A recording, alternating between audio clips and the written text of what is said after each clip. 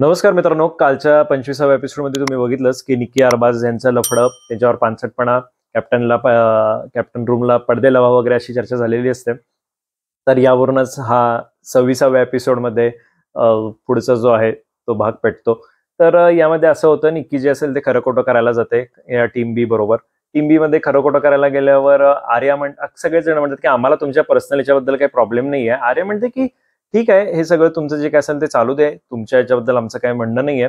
खरं जे आम्हाला ऑकवर्ड वाटतं आणि असं एक आमचं म्हणणं आहे, तुम्हाला काय करायचं, आणि जर तसं आणखीनच जास्त काही प्रॉब्लेम असतं तर आम्ही तुम्हाला प्रत्यक्षातून बोललो असतो. खरं निक्की अरबाज वगैरे म्हणतात नाही, वर्षाताईंकडनं आम्ही असं ऐकलं की आमच्या डोळ्याला बघवत नाही हे वगैरे, असं नाही तसं नाही. मग आर्य म्हणते की हा विषय तुम्हाला किती वाढवायचा किंवा काय करायचं हे तुमचं तुम्ही ठरवा. यावर अंकिता जिथं असते ती बाहेर येते आणि जान्हवीला वैभव वगैरे तिला विचारतात की आर्या विषय वाढवत आहे का वगैरे. तर म्हणजे नाही, ते का आता माहित नाही, त्यांना माहित नाही, ते पर्सनल आहे वगैरे, असं आहे तसं आहे. मग लगेच जान्हवी म्हणते हे काय तुम्ही म्हणता ते बरोबर नाही आहे वगैरे. आणि अंकिता म्हणते मी कुठं काय बोललोय, मी कुठं काय लगेच काय हे केलं, माझं काय नाही, माझं असं नाही तसं नाही. अगं ताई, तू पण चकाट्यापिटातच असतीस ना, तू काय बोललेली नाहीस ह्याच्या आधी. हे काय बरोबर नाही, लगेच अंगाकडून घ्यायचं. लगेच एखादा विरोधी काय झाला किंवा एखादं आपल्याला हे कळालं की लगेच म्हणायचं मी कुठं बोललेले, तेव्हा मी नव्हतेच. तेव्हा बसताना सगळ्यांना हो ला हो करायचं.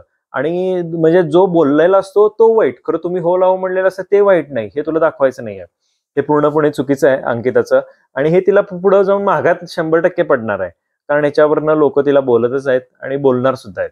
अभिजित पण लगेच निक्कीला मी कसा सोजवळ आहे वगैरे ते दाखवायला सांगतो की बघा, तुमची तुमची पर्सनल लाईफ आहे, तुमचं तुम्ही काय असेल ते करा. मी एखाद्या मुलीला असं बोलू शकत नाही की तू असं वाग, तू तसं वाग वगैरे. तो तुमचा डिसिजन आहे, तो तुमचं तुम्ही हे करा. आणि तुला जे कोण असं बोललेले असतील तू त्यांच्याशी जाऊन बोल आणि त्यांचा तो विषय शॉर्ट आउट कर. खरं मला यामध्ये मध्ये घेऊ नको. म्हणजे त्या सेम अंकितासारखंच करायला सगळेजण पुढं, खरं लगेच मी नाही त्यातली कडीला वाचली, असं हे अभिजित अंकिता यांचं वागणं आहे बऱ्यापैकी. तर डीपी वगैरे जे आहेत ते स्पष्ट बघतायत, त्यांचं होला हो नाहीला नाही आहे. तर हे जरा अभिजितकडनं पण ही अपेक्षा नव्हती की लगेच माघार घेणं. आता आर्या जी आहे ती अभिजित बरोबर हा विषय चढते की म्हणते की माझं जेव्हा वैभवचं जे काही चालू होतं रिलेशन किंवा कायचं, ह्याच्यावर तुम्ही सगळीकडे का चर्चा केली, आणि आता ते तुम्ही जे म्हणताय ते पर्सनल पर्सनल असं का बोलताय. तर अभिजित वगैरे तिला समजावून सांगत असतात. तर त्यावेळी तू स्टँड घ्यायला पाहिजे होतास की तुम्ही आमच्या पर्सनल गोष्टीत बोलायचं नाही. खरं तू तसं वागत नाहीस आणि त्यामुळे या सगळ्या गोष्टीकडं प्रसिद्ध होतात. रात्री झोपायच्या आधी निक्कीला घेऊन आर्या बसते. आर्या म्हणते की हे बघ, हे आपले पर्सनल विषय आहेत, म्हणजे यांचा तो चावटपणाचा विषय आणि आर्याचा आणि वैभवचा आधीचा रिलेशनचा विषय, हे आपले पर्सनल विषय आहेत, तर आहे ते आपण इथे थांबू. मी याच्यावरनं तुला परत काही बोलणार नाही, तू मला परत याच्यावर काही कधी बोलू नकोस, अशी चर्चा होते. आणि यांचा हा कॅप्टन्सी रूमला पडदे लावायचे वगैरे याच्यावरचा हा विषय संपतो. सकाळी उठल्यावर यांचा नेहमीप्रमाणे डान्स होतो. अंकिता, अभिजित हे काहीतरी पराठे बनवत असतात, पॅडी डीपी वगैरे सगळे खात असतात. यामध्ये निक्की येते, निक्की पराठे घ्यायला लागते, तर अंकिता सांगते की अभिजित पण सांगतो हे आम्ही व्हेज लोकांसाठी बनवलेले आहेत. नाही मी घेते. मग अभिजित म्हणतो घे, तर सगळेच घे असं. आणि मग याच्यावर त्यांचं होतं बघ जरा विचारून करून घे, कारण व्हेज लोकांसाठी वगैरे आहे. तरी ती 3 घेऊन जाते, चांगले चांगले बघून घेऊन जाते. यावर अंकिता म्हणते की तुला काय गरज होती असं बोलायची किंवा काय. पॅडी पण तेच बोलतात, सार्कॅझम तिला समजत नाही, तिला तुझं प्रेम वाटतं आणि तिनं उचलून घेऊन गेले. आता कमी पडणार ना, आता आपल्याला परत बनवावे लागणार. निकी हे पराठे घेऊन गेलेली आहे आणि जान्हवी बरोबर चर्चा करते की काय तर कमी जास्त झालं, हे झालं ते झालं, असं का करतायत, व्हेज लोकांसाठी वेगळं, नॉनव्हेज लोकांसाठी वेगळं. जान्हवी लगेच म्हणते नाही, कॅप्टन्सीचे आपल्या अंडर असेल तर आपणच हे करायला पाहिजे, आपणच आपल्याकडे सगळं पाहिजे वगैरे. लगेच निक्की जाती खरं खोटं करायला. मग अभिजित म्हणतो मी सारख्याजम न म्हणलेलो तो घे, तर सगळेच घे वगैरे असं तसं. मग अंकिता लगेच अभिजितला उघडं पडायचा प्रयत्न करते. मग अभिजित अंकिता बरोबर भांडायला लागतो. अंकित मला तेच कळत नाही, तो व्यवस्थित बोललेला असतो अभिजित सावंत काही चुकीचं बोललेला नसतो. कोणीही असंच म्हणतं घे तर घे, सगळे घ्यायचे तर सगळं घे वगैरे असं. तर हे अंकिता काहीतरी वेगळंच दाखवायचा प्रयत्न करते आणि निक्की बाहेर येते. निक्की म्हणते की हा काय अभिजित डबल डोलकी सारखा करतोय, माझ्यासाठी त्या अंकिता बरोबर भांडायला लागलाय वगैरे. तर हाच खरा मेन डबल डोलकी आहे असं यांची चर्चा असते. पॅडी डीपीचं सुद्धा डिस्कशन चालू असतं की अभिजितच पुढं आपल्याला कदाचित धोकेदायक ठरू शकतो का वगैरे, अशी या प्रकारची त्यांची चर्चा असते. निक्की अभिजितचं बोलणं चालू असतं की हे सर्वजण आपल्याला असं का करत आहेत किंवा आपल्याला टार्गेट केल्यासारखं करत आहेत, यांना काही समजत नाही आहे. ऍक्च्युअली खरंच या बाकीच्यांना समजत आहे, निकी आणि अभिजित खरंच चांगलं फुटेज घ्यायला लागलेत आणि आपण किती मॅच्युअर आहोत, आपण किती या गेम मध्ये स्टेबल आहोत हे दाखवून देतात. या बाकीच्या लोकांना समजणार कधी कोणाच ठाऊक. अंकिता तर स्वतःला अतिशहाणी समजतेच पहिल्यापासून. तर अंकिता वैभव अरबाज यांच्याबरोबर चर्चा करत असताना म्हणते की तो कसा आहे बघा, तो स्टँड घेऊ शकत नाही, घ्यायचं तर पहिल्यापासून एक स्टँड घे किंवा एक घे. तू किती स्टँड घेतलेस आणि तू किती त्या स्टँडच्या बरोबर राहिलीस आणि तू पुढं किती पाळलंस. कालच चर्चा चालू होती ते पडदे लावा लावी, त्याच्यावरनं तू लगेच माघार घेतलीस. तिथं सहमती देताना हो म्हणतेस आणि नंतर माघार घेतेस. आणि तू त्यांना दुसऱ्यांना काय शिकवतेस की स्टँड असे घ्या आणि तसे घ्या म्हणून. निक्की कॅप्टन झालेली आहे. आर्यानं ठरवल्याप्रमाणे आर्या कॅमेरासमोर येऊन सांगते, बिग बॉस मी आता निक्कीला आहे तो त्रास द्यायला चालू करणार आहे, कारण तिनं आमच्या वेळी त्रास दिलेला होता कॅप्टन्सीच्या वेळी. तिनं कुठलंही ऐकलं नव्हतं. मी फक्त निक्कीच्या विरोधात वागेन, बाकी कोणाच्या नाही. असं होतं. आणि यापुढे चालू होतं बिग बॉसचा स्क्रिप्टेड नॉमिनेशन टास्क. आता तुम्हाला स्क्रिप्टेड नॉमिनेशन टास्क असं का म्हणतोय ते आता तुम्हाला कळेलच. तर यामध्ये असं झालंय की हे जे बाकीचे प्लेयर आहेत कॅप्टन सोडून, तर यांच्या गळ्यामध्ये फोटो असणार आहे दुसऱ्या प्लेयर्सचे, आणि त्या जी लाईन दिलेली आहे ती लाईन क्रॉस करून बजर वाजवायचा आणि जो पहिला बजर वाजवेल त्याला तो फोटो चुलीत घालायचा, म्हणजे नॉमिनेट करायचा, तुम्हाला चान्स मिळणार आहे. तर असे प्रत्येकाच्या गळ्यामध्ये जे आहेत ते फोटो अडकवलेले आहेत. अरबाजच्या गळ्यात, धनंजयच्या गळ्यात अरबाजचा, त्यानंतर घनश्यामच्या गळ्यात अभिजितचा, जान्हवीच्या गळ्यात आर्याचा, आर्याच्या गळ्यात इरिनाचा, सूरजच्या गळ्यात वैशा उसगावकरांचा, असे हे फोटो दिलेले आहेत. मग हाच स्क्रिप्टेड शो जो म्हणतात ना तो इथंच म्हणतात.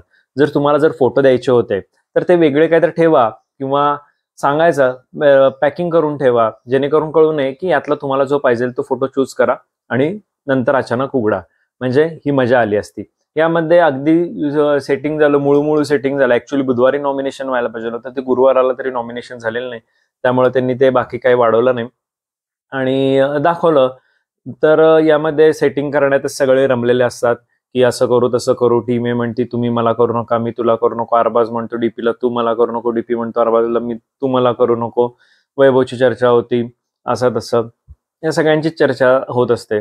यामध्ये असं वाटतं की पॅडी आणि जान्हवी यांचं नुकतंच मोठं प्रकरण गाजलेलं आहे, तर ते करणार आहेत. बघूया आता या पुढच्या राऊंडमध्ये काय होतं ते. त्यामध्ये सगळे अभिजितच्या मागे लागतात की अभिजित तुला भीती वाटत नाही का, घनश्यामच्या गळ्यात तुझं हे आहे तो तुला नॉमिनेट करणार वगैरे असं तसं. अभिजित म्हणतो मला काही सेटिंग करायची गरज नाही आणि मी त्या माणसाबरोबर तर काही करणारच नाही आणि मला कॉन्फिडन्स आहे, मी तर काय बाहेर जाणार नाही. अशामध्ये यांची वादावादीमध्ये पहिला राऊंड होतो. यामध्ये जान्हवी बजर वाजवते. यामध्ये सुद्धा एक घोळ होतो. टीम बी ने ठरवलेलं असतं की आपण टीम ए ला नॉमिनेट करायचं आहे, त्यामुळे कोणाचाही नंबर आला तरी आपण म्हणजे प्रेफरन्स त्यातला जो स्ट्रॉंग प्लेअर असेल त्यांना द्यायचा आहे. तर पहिल्या राऊंडमध्ये जान्हवीने बजर वाजवलेला असतो, त्यामुळे ती आर्याला नॉमिनेट करते. तिला बुद्धी नाही, बालिश आहे, स्वतःचं मत नाही वगैरे असे कारणं देऊन तिला नॉमिनेट करते. दुसरा राऊंड चालू असताना निकी नियम पाळा, पिवळ्या रेषेच्या आत पाय घ्या वगैरे असं सांगते. पॅडी तिला सडेतोड उत्तर देतात, म्हणतात आता तू कॅप्टन झालीस तर आता लगेच नियम करा, आम्ही जेव्हा सांगतो तेव्हा मी पाळणार नाही, मी असं करणार नाही, तर असं बोलते वगैरे. यावर यांचे सगळ्यांचे इकडे तिकडे चुल्लुटुपुटू वाद चालूच असतात. खरं ज्यांनी सेटिंग लावलेलं असतं ते आपलं निवांत बसलेले असतात. हा काय एवढा गेम बघण्यात मजा येत नाही. यामध्ये आर्या बजर वाजवताना परत हे होतं, यामध्ये आर्या बजर पहिल्यांदा वाजवते. तर सगळ्यांची अशी अपेक्षा असते की अभिजितला म्हणायचं, कारण अभिजितच्या गळ्यात वैभवचा फोटो असतो आणि वैभवला नॉमिनेट करणं गरजेचं असतं, कारण यांच्या प्लॅन प्रमाणे टीम ए त्यांना कमकुवत करायचे. तर आर्या इरिनाला नॉमिनेट करायला जाते, तर ती कारण देते की ती आमच्याकडनं व्यवस्थित खेळलीच नाही, तिनं बॉलच व्यवस्थित पकडले नाही, विरोधी पार्टीला हे केलं वगैरे. तर ह्याच्यावर सगळेजण हसतात, कारण हे बालिश मूर्खासारखं कारण दिलेलं असतं. मग माझा इंडिव्हिज्युअल गेम आहे वगैरे असं तसं ती हे करते. कारण ऍक्च्युअली तीच घाबरलेली आहे आर्या, ह्याच्यावरनं दिसतं, आणि तिलाच गेम समजत नाही, ग्रुपिझम काय किंवा इंडिव्हिज्युअल कुठला गेम खेळायचा किंवा काय खेळायचंय. तर तुला जर एवढा तुझ्यावर कॉन्फिडन्स होता, तू आधी बडबडत होतीस की माझे फॉलोअर्स असे, माझे फॉलोअर्स बघून घेतील वगैरे, तर तू घाबरायची काहीच गरज नव्हती ना. नॉमिनेट झाली असतीस तर नॉमिनेट झाली असतीस, त्यात काय प्रॉब्लेम होता. परंतु आर्या घाबरते आणि ग्रुपचा निर्णय सोडून इरिनाला नॉमिनेट करते. टीम बी जी असते ती टीम बी चिडते. अंकिता आर्याला समजवत असते, तर आर्याला राग येतो. आर्या म्हणते मलाच काय समजवतीस, तुला ज्यांना समजायचं समजव, तुम्ही मलाच काय शिकवता, दरवेळी मी लहान आहे समजता का, बालिश आहे समजता का, मला समजत नाही का, मला हे होत नाही का, ते होत नाही का. ऍक्च्युअली तिला काहीच समजलेलं नसतं आर्याला. आर्याचं पुढं भले येऊन कौतुक सुद्धा होईल की इंडिव्हिज्युअल गेम चांगला खेळली वगैरे म्हणून, खरं ग्रुपमध्ये ती पूर्णपणे फेल ठरलेली आहे. तर यावर अभिजित चिडतो, डीपी चिडतो, सगळेच जण चिडतात की तुम्ही मूर्खपणा करायला लागलाय, काय करायला लागलाय, हे ग्रुप तर ग्रुप म्हणून खेळा, आपलं ठरल्याप्रमाणे गोष्टी करा. तर असं होत नाही. पुढे जाऊन सेटिंग लावलं जातं. हे तर म्हणजे अतिशय पांचटपणा आहे. अभिजित जो आहे तो वैभवला नॉमिनेट करतो आणि म्हणजे आतापर्यंत 3 प्लेयर नॉमिनेट झालेले आहेत. यामध्ये आर्या आहे, इरिना आहे आणि वैभव आहे. यामध्ये परत पुढं हे होतं, त्यामध्ये छोट्या पुढारीला संधी दिली जाते सेटिंगमध्ये. मला हे पटलेलाच नाही आहे हा गेम, अतिशय फालतू. यामध्ये काहीच त्यांनी दाखवलेलं नाही, फक्त जसं स्क्रिप्ट आली आहे त्याप्रमाणे तसं फक्त त्यांनी केलेलं आहे. छोटा पुढारी जातो, छोटा पुढारी एकटाच जाऊन वाजवतो आणि अभिजितला सुद्धा नॉमिनेट केलं जातं. या नॉमिनेशन टास्कमध्ये डील झाले हे कोणालाच पटलेलं नाही, ना टीम एला ना टीम बीला. तर यामध्ये टीम ए मध्ये जान्हवी म्हणते की आपण एकमेकांना शब्द दिलेले होते ते बाहेर चुकीचं दिसू नये म्हणून मी म्हणलं की आपण नॉमिनेशन त्यांना शब्द दिलेल्याप्रमाणे आपण करू, गणेश श्यामला बजर वाजवायला देऊ वगैरे. तर टीम बी इकडं पॅडी वगैरे सगळेच चिडलेले असतात. आर्यावर वर्षा उसगावकर सुद्धा म्हणतात की नाही, पूर्णपणे चुकीचं झालं हे, आपल्याकडे हातात चान्स होता, म्हणजे हे पूर्ण डील पुढचं करावंच लागलं नसतं. ऑटोमॅटिक त्यांचे 1-2 प्लेयर नॉमिनेट झाले असते, आपल्यातले पण झाले असते, परंतु त्यांचं टीम भरपूर वीक पडली असती, असं यांचं म्हणणं होतं. तर नॉमिनेशनचं हे असे पार पडलेले आहेत. आता 4 झालेले आहेत. अभिजित आहे, त्यानंतर आर्या, इरिना आणि चौथा कोण आहे तो म्हणजे वैभव. तर हे 4 जण नॉमिनेट झालेले आहेत. आता बघूया यामधलं येत्या आठवड्यामध्ये जातंय कोण बाहेर ते. आर्याचा बालिशपणा, मूर्खपणा चालूच असतो. ती म्हणते की तुम्ही मला सगळ्यांसमोर का बोलता, तुम्ही सगळ्यांसमोर माझं हे केलं, तुम्हाला बोलताना समजायला पाहिजे, तुम्हालाच अक्कल नाहीये, तुम्ही पहिला शिकून घ्या आणि मग नंतर मला बोला, मला सुद्धा आवाज चढवता येतो, मला सुद्धा असं करता येतं. आर्यानं निक्कीला त्रास द्यायला चालू केलेला आहे. कपडे चादर काय व्यवस्थित घडी घातलेली नाहीये, अस्ताव्यस्त फिकलेलं आहे. निक्की सगळ्यांना येऊन सांगते अभिजितला तुम्ही तुमचं ऐकते ती तुम्ही सांगा. डीपी पण म्हणतो मी तिला सांगितलेलं आहे. बाकीचे सगळे प्लेयर पण म्हणतात आम्ही सांगितलेलं आहे, आता जे काय असेल ते तुझं तू बघ आणि तुझं तू ठरव वगैरे. तर यावर आर्या काही ऐकतच नाही. आता हा वाद पेटतो. या ऐकत नाही म्हणल्यावर निक्की जी असते ती निक्की आज जाते, तिची चादर फेकाफेकी करते, म्हणते मी असंच करीन, मी तसंच करीन वगैरे. यावर आर्या सुद्धा असते ती फेकाफेकी करते. यामध्ये जान्हवीनं पडायचा काही संबंधच नव्हता. खरं जान्हवी तिची अक्कल पाजळायला येतेच आणि आर्याची चादर फेकणार, मी तिची पायपुसणीच करणार, मी त्याच्यावर असंच करणार तसं करणार. आर्या शांतपणे स्टँड घेते. ही जान्हवी जी असते ती नेहमीप्रमाणे अंगावर आर्याच्या धावून जाते, परंतु आर्या शांतपणे राहते आणि दाखवून देते की नक्की चूक कोणाची आहे आणि कुठं काय आहे. हे आता येत्या भाऊच्या धक्क्यावर हा नक्कीच विषय निघणार, कारण आर्या यात पूर्णपणे शांतपणे वागलेली आहे आणि या दोघींचा विषय होता. यामध्ये हिनं पडणं, निक्कीची बाजू घेऊन पडणं खरंच गरजेचं नव्हतं, कारण बाकीच्यांनी सुद्धा कोणी आर्याची बाजू घेतलेली नव्हती. या तिघींची जेव्हा हाणामारी चालू असते त्यावेळी वर्षा उसगावकर, अंकिता वगैरे येतात. वर्षा उसगावकर सुद्धा सांगतात शांतपणे घ्या विषय, हे करा. तर निक्की पण आदळापट करते, जान्हवी तर काय बोलायलाच नको. यावर वर्षा उसगावकर म्हणतात जान्हवी आता सगळं व्यवस्थित होईल, तुझी निक्की आली आहे, कॅप्टन झाली आहे म्हणल्यावर मग ती लगेच म्हणते हो आमचा कॅप्टन आहे, आम्ही आता सगळं व्यवस्थित वागणार, तुमचं असलं की आम्ही बघून घेईन वगैरे. तर त्यांना घर म्हणजे काही कन्सेप्ट समजत नाहीये किंवा ते समजायची यांची कपॅसिटीच नाहीये, त्यामुळे हे असंच वागणार.